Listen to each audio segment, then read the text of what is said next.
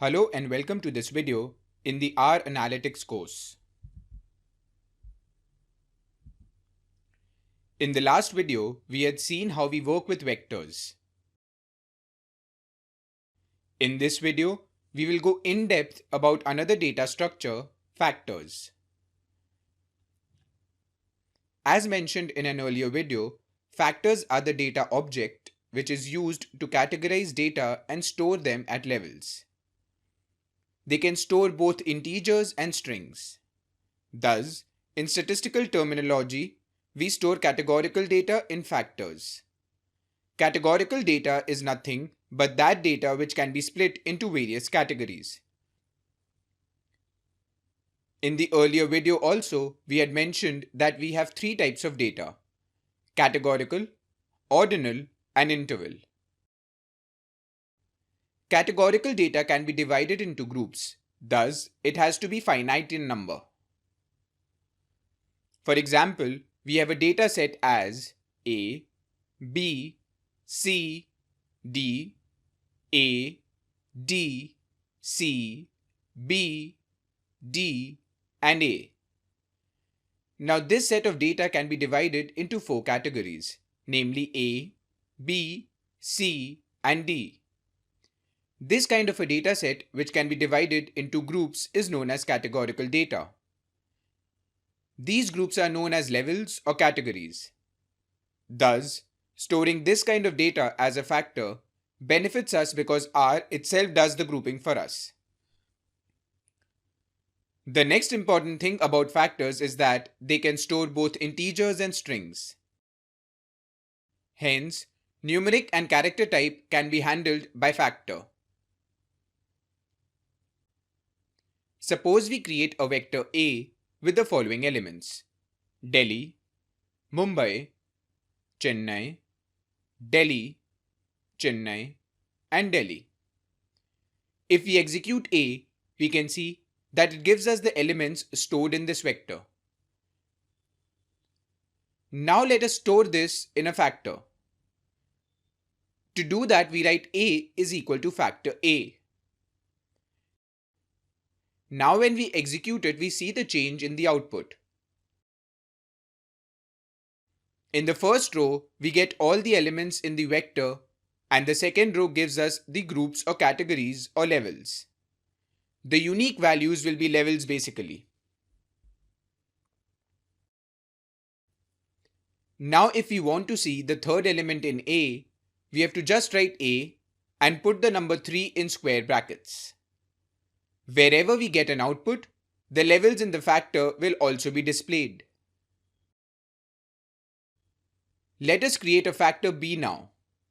For that, we write B is equal to factor and then put the elements 10, 20, 30, 20, 30, 10, 40, 20, 10, and 30.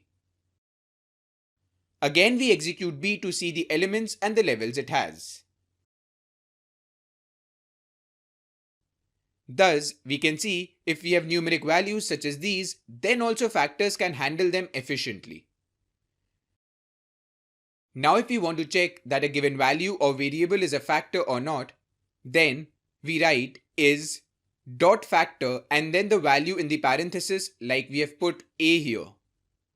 We get the response as true since A is a factor. Let us define another vector D with the following elements in it.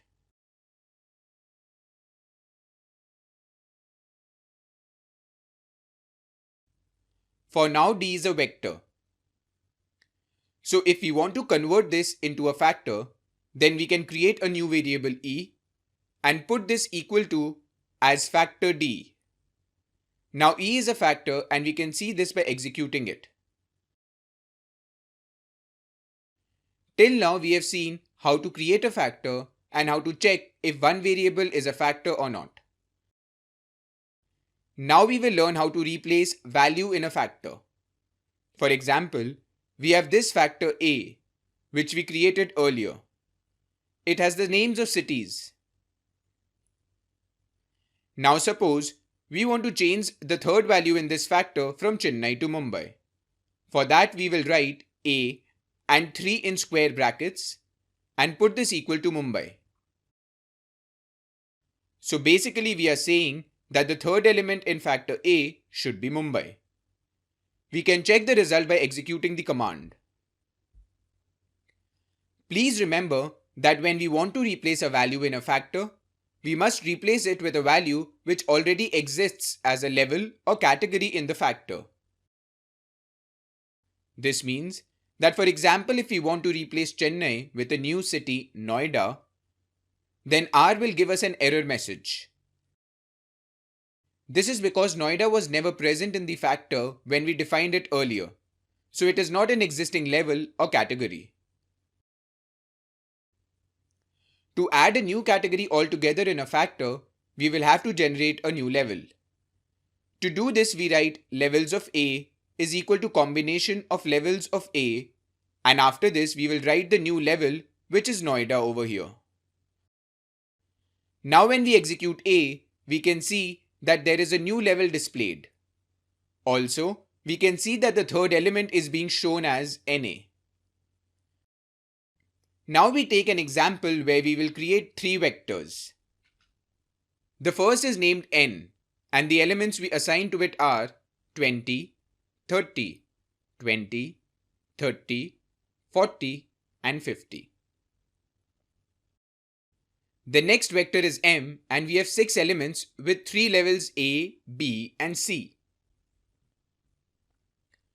The last vector is O, with the weekdays of the week as the elements.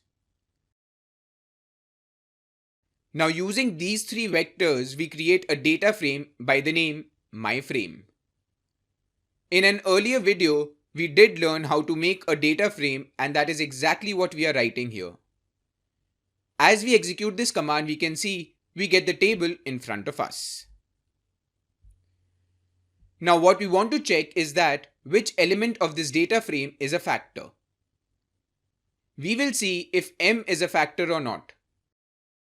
For that we write is.factor and in brackets we write myFrame. Then we put a $sign if we want to track a particular column, which in our case is M. Now when we press enter, we get the answer as true. This means that in our data frame, the column named M is a factor. Let us look at another data set, Titanic. We can see the data in front of us. Now we create another data frame named frame2 and put the Titanic data into it. We can check if the table is correctly populated or not. Now we want to check if the column sex is a factor or not. For that, we again write is.factor and in brackets frame2 $sex.